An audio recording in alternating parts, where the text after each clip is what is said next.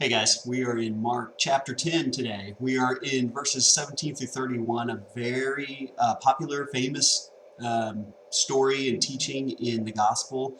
The story of the rich young man who comes to Jesus wanting to know what he has to do to get eternal life. And Jesus talks about all the different commands that he's followed and in a pretty interesting exchange I want you to pay attention to in your devotion today. But um, he highlights something that I think is more common in our culture, and let's be really honest, probably more common in our own selves than what we are used to, or what we are willing to admit.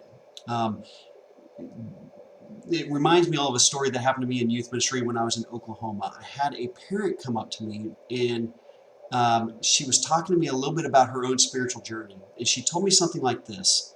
Um, I would like to tell you what my past life was like, or what it was like before I even stepped foot in the church, but I'm afraid you'd be upset with me, tell me to leave, and all this stuff, because it really wasn't good. And we kind of talked about forgiveness and grace and how we all carry a baggage of past with us everywhere we go. But she was talking to me about all the different things she did now because she knows Jesus and because she was getting involved with the church. And as she was explaining things to me, she said, I gave up my drinking. I gave up kind of the way I was doing life. I even gave up parts of my job that I didn't think were acceptable in a Christian life. And then she said, but uh, music. I mean, that's one thing that she said, I've talked to God about this that I'm going to keep for myself. He cannot have me listen to different music. I just got to listen to, and she listed off a bunch of different bands. And I was listening to her and I'm going, oh man, you are very much like the rich young ruler, the rich young man who, commandment after commandment, he was telling the good teacher that, man, I followed these, I follow this, I follow that. What else do I got to do to have eternal life? And Jesus says, go sell all your possessions and give to the poor, and give away the money to those who are in need. And he turned around and he walked away saddened.